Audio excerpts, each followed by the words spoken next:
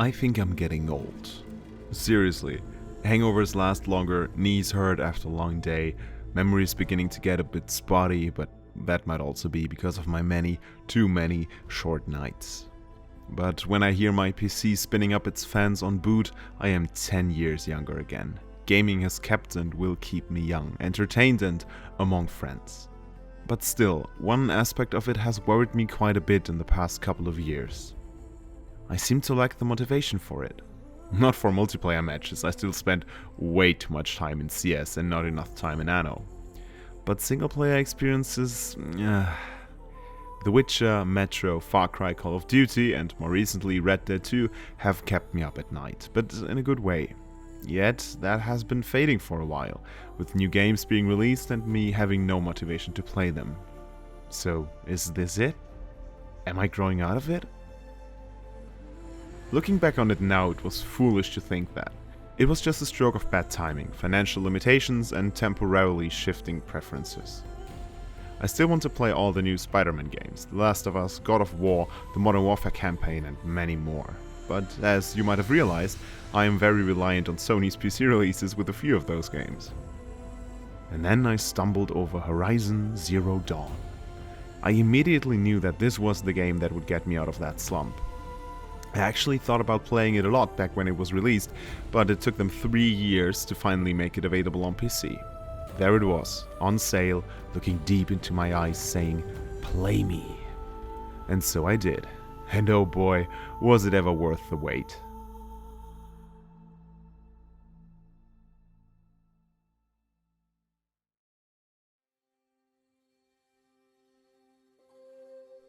Alright, with my typical sprawling introduction out of the way, let's actually talk about what's so interesting about this game. And before I do that, I want to make something abundantly clear.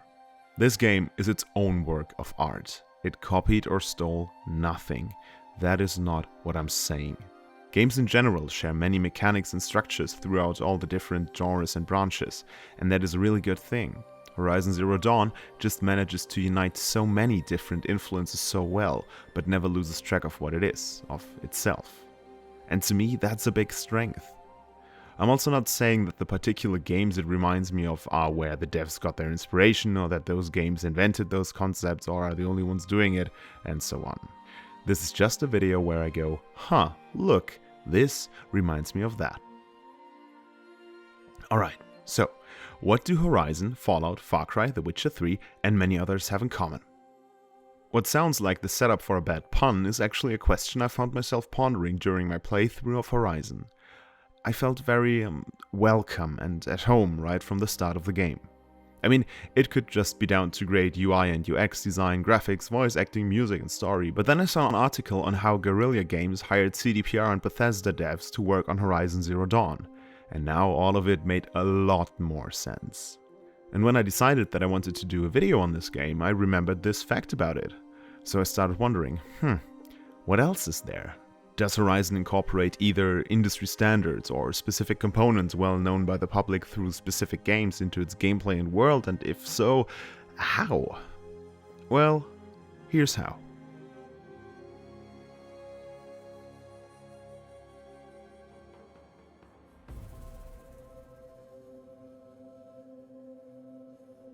I love open world games.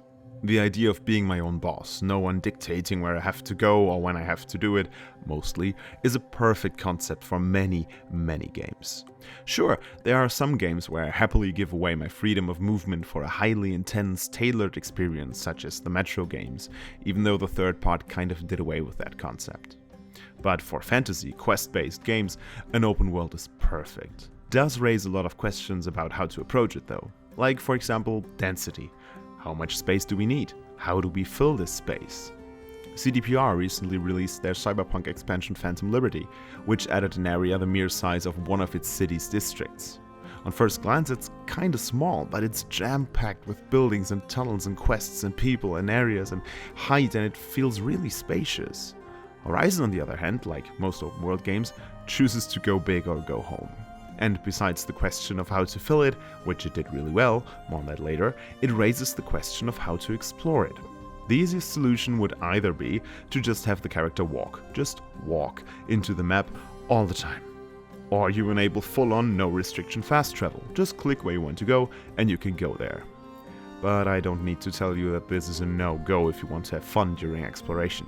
You could do it like GTA, where you get cars and planes and boats and more to get around on those big maps. But as there are no cars in many settings, Rockstar and others had to come up with different solutions to that problem. Red Dead 1 worked with a camp. The Witcher 3, for example, only allows travel from and to road signs, which you had to explore one by one on the back of your trusty steed, having you lift the typical fog of war. Horizon works in a similar fashion.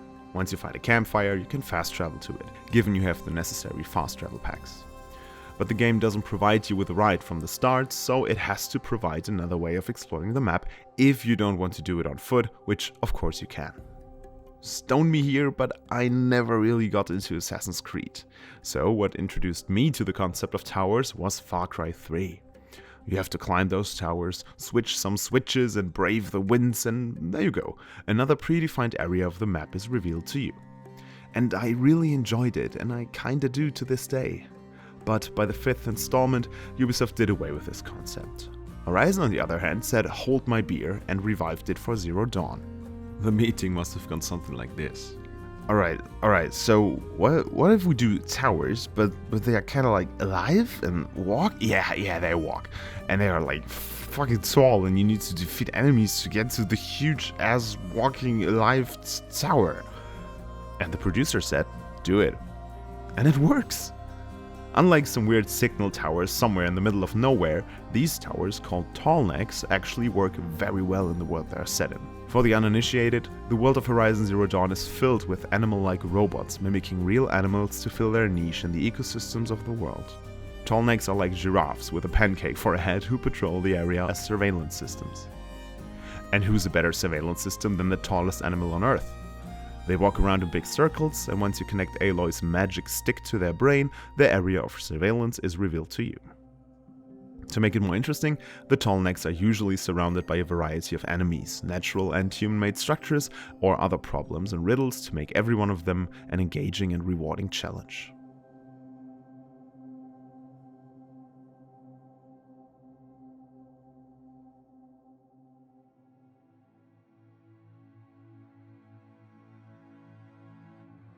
You might ask yourself what I was talking about just now. Robot-animal hybrids? Pancake giraffes? So, to avoid spoilers and keep the game fresh and new for when you guys play it, a quick and dirty summary. The world has gone to shit, apocalyptically. There was no way to stop it, but there was a way to resurrect the human race roughly 1,000 years after its demise, which includes repopulating the animal kingdom with artificial animals. It is now roughly 1,000 years after humanity's demise, and a girl without a mother is born. A social outcast takes this girl in and raises her as his own. The girl is our protagonist, Aloy. We play as this young woman in this strange world which its inhabitants don't really understand. Some are afraid of the new and old technology surrounding them, some embrace it and try to understand it. We follow Aloy along her path as she tries to find out what happened and is happening to the world, its people, and her. Alright, so post-apocalypse then. There are plenty of post-apocalypse games around. I mentioned Metro earlier, Stalker, The Last of Us, but no game in that genre is as prominent as Fallout. And despite the risk of getting into hot waters here, I kinda feel like that's because that's really the only big thing Fallout is about. No, guys, wait, please. Yes, I know, New Vegas is amazing and deep, I know, but I've mostly played 3, 4, and a bit of 76, so yeah. I can just talk about my own experiences, and I am not saying Fallout is bad, absolutely not, but The Last of Us, bear with me here, I haven't played that one either, is a story about love and a father and his adopted daughter. Metro is about real-world politics and the role of the Russian government in its people's demise. It's much more apparent once you read the books. And Fallout kinda is about Fallout. Sure, there are different stories in each one of them, but it, to me at least, lives for and through its world more than through its story. I love traveling the wasteland, I really do, but that's about it. Horizon had the choice of either standing in line with those other games, delving into deeper topics than just Atom Bomb Baby, or joining Fallout in its amazing world building, but, dare I say, kinda mid storytelling. And it chose the former, rightly so. It handled the topic of parenthood with so much more finesse than Fallout 4 and managed to also include social commentary about belonging and what makes someone who they are. The more I think about this comparison, the more I disagree with myself, but also don't. I'm just as confused as you are. It's the little things that remind me of Fallout. The rusted cars on broken bridges, massive vault doors, old broken buildings, sometimes repurposed, sometimes left to rot. When Horizon uses these settings, it does them quite typically, stereotypical to the genre.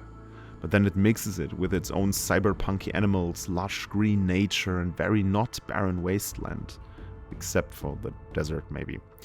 And then, to top it all off, it adds sprawling cities, forests, and mountains on top of it, giving us a very new look at the future. Just as Fallout mixes the vibe of the 50s with the post-apocalypse, Horizon mixes early human tribes, a cyberpunk future, and the post-apocalypse into one big, distinctive setting, and a very immersive one at that.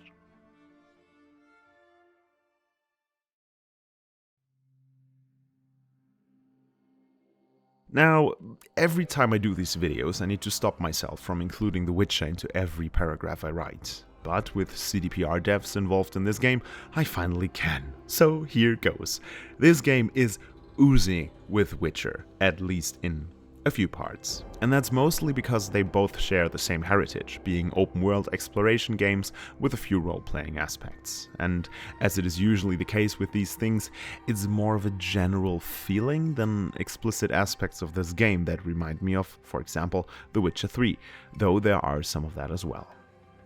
The way Horizon handles quests in general is a very genre-typical approach. Main quests, side quests, errands, unlocking parts of the map for the story when you finish quests, stuff like that. Nothing any games from the Elder Scrolls to Final Fantasy haven't done before. But the way these quests work, the way how they are worded, things you have to do, is something Geralt would encounter on his path as well. I know that it's a bit thin and that those kind of quests are quite typical, but given the involvement of Witcher devs in Horizon, it can't be overlooked.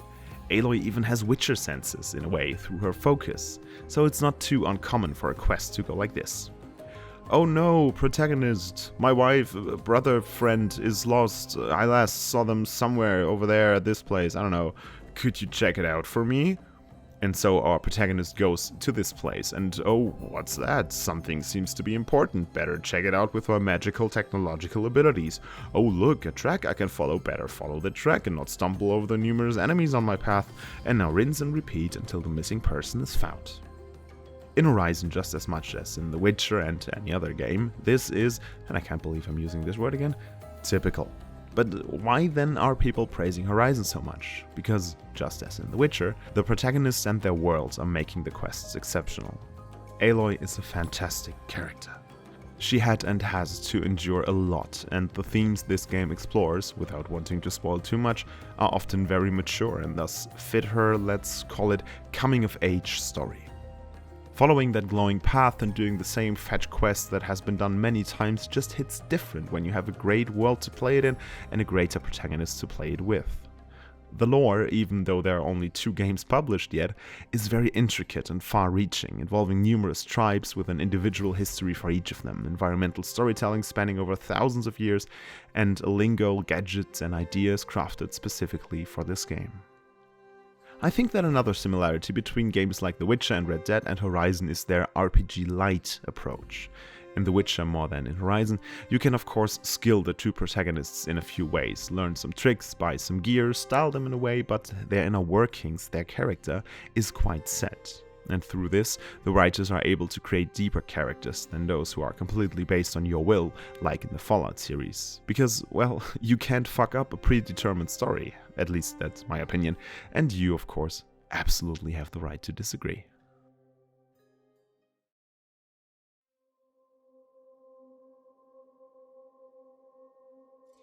Okay, so let's talk about some more stuff that's besides my whole similarity shtick. As I said already, I don't own a PlayStation and I'm not planning on doing so I can't confirm that firsthand, but people say that PlayStation games have this certain feel to it, and upon playing Horizon for the first time, I immediately knew what they meant. The way Aloy moves is quite unique, it feels great, smooth but still snappy. I of course played it with an Xbox controller, so I can't say too much about the keyboard and mouse feel, but well, if you play third-person console-first games with keyboard and mouse, I can't help you. I enjoyed exploring the map of Horizon Zero Dawn almost more than I enjoyed doing its quests. It reminds me, with its distinct biomes and areas, a bit of older open-world games with clear borders. Well, why not? It reminds me of The Witcher. Just that in Horizon, you don't actually have to go into a loading screen to get from the mountains, through the woods, into the desert, dry areas, and to the sea. And that just spurs my exploratory mind. I would have liked to see more variants in the machines, like the snap mouse in the desert just looked the same as the snap mouse in the cut. But then again, why would they look different? They are machines with no natural predators, they don't need fur or camouflage. So now I can't decide between having it be stylish or making sense. The crafting was a nice touch, but nothing too fancy. Is there actually a strategy to getting better heights, or is it just RNG luck? Because after killing 10 boars and still not getting what I needed, I just fuck it and went on my merry way. The concept of fast traveling through craftable and tradable packs is great though, I like it. But I feel like I got the premium one way too fast. What can't be underestimated in any open world game? Exactly, the music. I have to say though, it was okay. It was good at times, but nothing extraordinary. Not bad, not even once, but just okay. It's a fantasy world with techno elements, so the music is fantasy music with electric elements. Though sometimes it might have fished at other games' ponds too closely if you ask me.